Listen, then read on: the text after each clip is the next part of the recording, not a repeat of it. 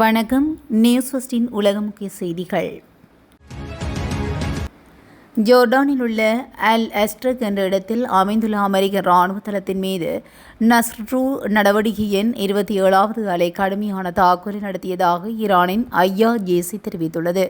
இராணுவ முகாம்கள் மீதான தாக்குதலுக்கு பிறகு பல போர் விமானங்கள் கடுமையாக சேதமடைந்துள்ளதாகவும் பல அமெரிக்க வீரர்கள் கொல்லப்பட்டதாகவும் காயமடைந்துள்ளதாகவும் ஐஆர்ஜிசி மேலும் கூறியுள்ளது. சவுதி அரேபியா மீதான ஹவுதி முற்றுகையினால் சவுதி துறைமுகங்களிலிருந்து கிழக்கு ஆசியாவுக்கான பயண நேரம் 19 நாட்களிலிருந்து 48 நாட்களாக அதிகரித்துள்ளது. சவுதி அரேபியா எதிர்கொள்ளும் மற்றொரு முக்கிய பிரச்சினை என்னவென்றால் சுயஸ் கால்வாய் சூப்பர் டேங்கர்களுக்காக கட்டப்படவில்லை. எனவே சவுதி எண்ணெய் இப்போது சிறிய கப்பல்களில் கொண்டு செல்லப்பட வேண்டும் என்று தெரிவிக்கப்பட்டுள்ளது. ஈரானுடனான பதற்றம் அதிகரித்து வரும் நிலையில் மத்திய கிழக்கு நாடுகளுக்கான பெரிய அளவிலான அமெரிக்க இராணுவ வான்வழி போக்குவரத்து மீண்டும் தொடங்கியுள்ளதாக தெரிய வந்துள்ளது. ஐரோப்பாவில் உள்ள முக்கிய தளங்களிலிருந்து ஏராளமான அமெரிக்க விமானப்படை போக்குவரத்து விமானங்கள் மத்திய கிழக்கு நாடுகளுக்கு சென்றதாகவும் விமான பயண கண்காணிப்பு தரவுகள் காட்டுவதாக தெரிவிக்கப்பட்டுள்ளது. தென்சீன கடலில் சீனாவுக்கும் பிலிப்பைன்ஸுக்கும் இடையே ஒரு புதிய மோதல் ஏற்பட்டுள்ளதாக சர்வதேச ஊடகங்கள் செய்தி வெளியிட்டுள்ளன. இந்த தாக்குதலில் இரு நாடுகளின் கடலோர காவல் கப்பல்களும் நீர்த்தாரை பீரங்கிகளையும் பயன்படுத்ததாக தெரிவிக்கப்பட்டுள்ளன. இப்பகுதியில் மீது இரு நாடுகளும் இறையாண்மையை வலியுறுத்தி வரும் நிலையில் இச்சம்பவம் இரு நாடுகளுக்கும் இடையே நிலவி வரும் கடல்சார் பதற்றங்களில் மற்றொரு அத்தியாயத்தை குறிப்பாக எச்சரிக்கை விடுக்கப்பட்டுள்ளது.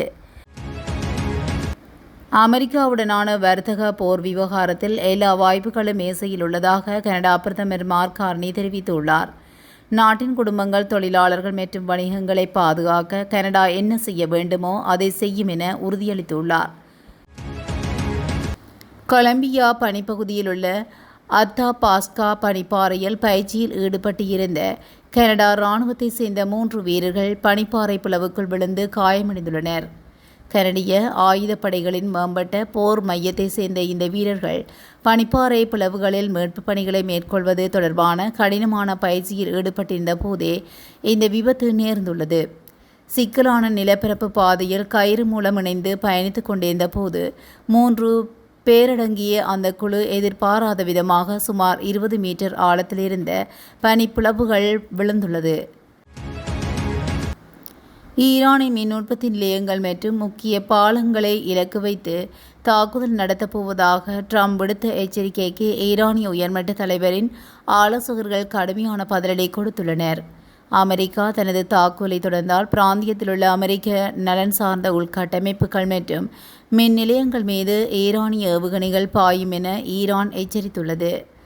அமெரிக்க அதிபரின் அச்சுறுத்தல்களை பிரமையில் வாழும் நபரின் பேச்சுக்கள் என வர்ணித்துள்ள ஈரானிய உச்ச தலைவரின் ஆலோசகர் மொஹ்சன் ரெஷாய் ஈரான் மீது நடத்தப்படும் ஒவ்வொரு தாக்குதலுக்கும் பல மடங்கு கடுமையான பதிலடி கொடுக்கப்படும் என தெரிவித்துள்ளார்.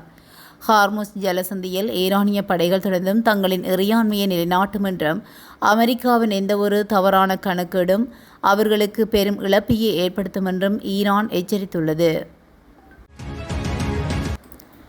இலங்கை உள்ளிட்ட 60 நாடுகளுக்கு அமெரிக்கா புதிய சுங்க வரிகளை விதித்துள்ளமை உலக நாடுகளுக்கு அதிர்ச்சியை ஏற்படுத்தியுள்ள நிலையில் ஜப்பான் மற்றும் ஆஸ்திரேலியா உள்ளிட்ட பல நாடுகள் அமெரிக்காவின் இந்த வரி விதிப்புக்கு கடும் அதிருப்தி தெரிவித்துள்ளன.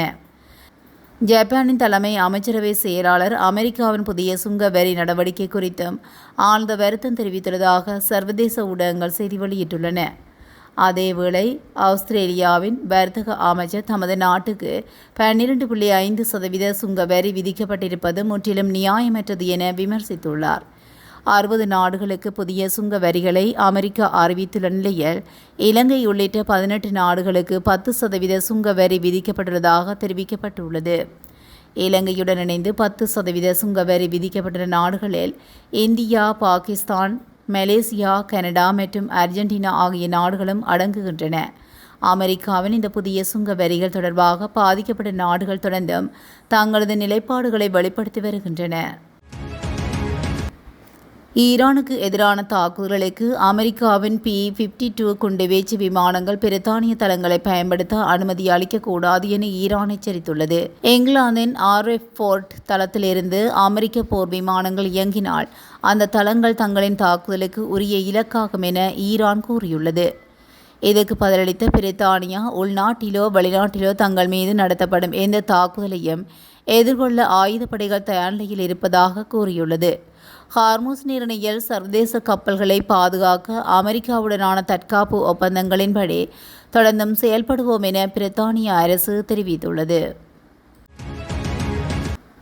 ஏமன் நாட்டின் ஏடன் வளைகுடாவில் பயணித்த MT ஆஷானா என்ற எரிபொருள் மற்றும் ரசாயன பொருள் ஏற்றி சென்ற சரக்கு கப்பல் கடத்தப்பட்டுள்ளது. தன்சானிய கொடியுடன் பயணித்த இந்த கப்பல் தற்போது சோமாலிய கடற்கொள்ளையர்களின் கட்டுப்பாட்டில் உள்ளதாக உள்ளூர் மக்கள் தெரிவித்துள்ளனர். இந்த கப்பலில் ஜெர்மனியை சேர்ந்த 8 பேர் மற்றும் பிலிப்பைன்ஸை சேர்ந்த 10 பேர் உட்பட மொத்தமாக 20 பணியாளர்கள் உள்ளனர். கப்பலில் உள்ள கொள்ளையர்களுக்கு சிறிய படகுகள் மூலம் உணவுகள் கொண்டு செல்லப்படுவதை உள்ளூர்வாசிகள் நேரில் கண்டுள்ளனர். மேலும் இச்சம்பவத்தை அதிகாரப்பூர்வமாக கடல்சார் கடத்தல் என ஐக்கிய இராச்சிய கடல்சார் வர்த்தக நடவடிக்கை பிரிவு உறுதிப்படுத்தியுள்ளது. பங்களாதேஷ் ஜனாதிபதி முகமது ஷஹாபுதீன் தனது பதவியிலிருந்து விலகுவதாக அறிவித்துள்ளார். பதவியிலிருந்து அகற்றப்பட்ட பங்களாதேஷின் முன்னாள் பிரதமர் ஷேக் ஹசீனா மீண்டும் நாட்டுக்கு வர ஆயத்தமாகி வருவதாக வெளியாகும் தகவல்களை தொடர்ந்து ஜனாதிபதி இந்த தீர்மானத்தை எடுத்துள்ளதாக வெளிநாட்டு ஊடகங்கள் செய்தி வெளியிட்டுள்ளன. அமேசானின் கட்டமைப்புகள் மீது ஈரான் தாக்குதல், வளைகுடாவில் சேவை முடக்கம். பஹ்ரைன் நாட்டிலுள்ள அமேசான் நிறுவனத்துக்கு சொந்தமான கட்டமைப்புகள் மீது தாக்குதல் நடத்தியுள்ளதாக ஈரானிய படைகள் அறிவித்துள்ளன. அமெரிக்கா மற்றும் ஈரானிடையே கடந்த ஜூன் மாதம் கையெழுத்தான போர் நிறுத்த ஒப்பந்தம் ரத்து செய்யப்பட்டது முதல் இருதரப்பு மீண்டும் போர் தாக்குதலை நடத்தி வருகின்றன. அமெரிக்க படைகளின் தாக்குதலுக்கு பதிலடியாக வளைகுடா நாடுகளில் அமைந்துள்ள முக்கிய கட்டமைப்புகளை குறிவைத்து ஈரானிய படைகள் தாக்குதல் நடத்தி வருகின்றது. இதனால் வளைகுடா நாடுகளில் உள்ள அமெரிக்கா மற்றும் தனியார் கட்டமைப்புகள் பலத்த சேதமடைந்துள்ளன. இந்நிலையில் பஹ்ரைன் நாட்டிலுள்ள அமேசான் நிறுவனத்துக்கு சொந்தமான தரவு மையத்தின் மீது தாக்குதல் நடத்தியதாக ஈரானின் புரட்சிகர காவல் படையினர் தெரிவித்துள்ளனர்.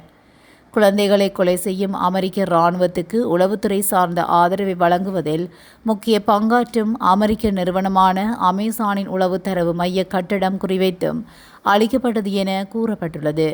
மேலும் அமேசான் நிறுவனத்தின் மீது ஈரானிய படைகள் தாக்குதல் நடத்தியதாக அறிவித்துள்ளதனால் வளைகுடா நாடுகளில் அந்நிறுவனம் வழங்கி வரும் பல்வேறு சேவைகள் முடங்கக்கூடும் என அஞ்சப்படுகிறது.